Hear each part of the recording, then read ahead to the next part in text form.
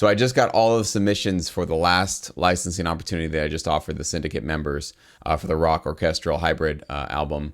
And I was absolutely blown away by the amount of progress that all of my members are making. I mean, if it's just a mixing improvement or programming drums or getting guitars to hit a little bit harder and fatter, whatever it was, every single member made a noticeable improvement on their mixes.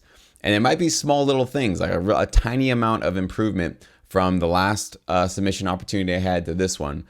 But I wanted to just make this video real quickly for all of you that the path towards becoming a professional music producer, whether or not you're going to do TV, film, or you're just trying to be a producer to do your own thing, it starts with these little improvements. So from 1 month to the next, if you could make a tiny amount of an additional improvement to your production skills or your mixing skills or mastering skills, composing, whatever it is, just a small amount of improvement, you stack up enough of these small little accomplishments that you make and these small little steps forward that you have in your career over the span of a year, and you're going to be a completely new producer by the end of all of it, right? So I know that, you know, when we're struggling trying to create music and trying to make this our full-time gig, a lot of times it's hard to see, like, when is this actually going to happen for me? How much more work do I have to put into it?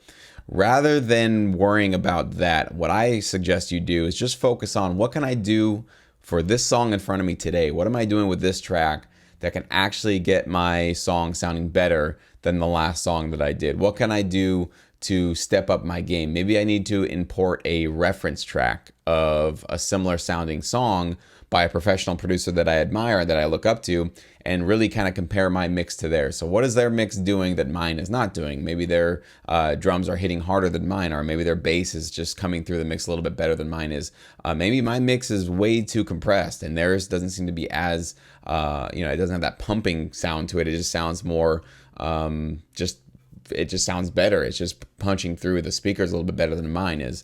Whatever it is, make small adjustments and small improvements to your skills every single track that you produce, and you'll see the improvements along the way. And you'll start, actually, I told all of my members, as I said, you know, the songs that you're submitting to me today, we're going to look back on them in a year and you're going to be embarrassed. Even though they sound great, I'm not trying to say they sound bad. These tracks sound awesome that they're sending me, but their tracks are going to sound so much better in just a year of this constant feedback and constant, you know, kind of self-critiquing and pushing yourself to do things differently.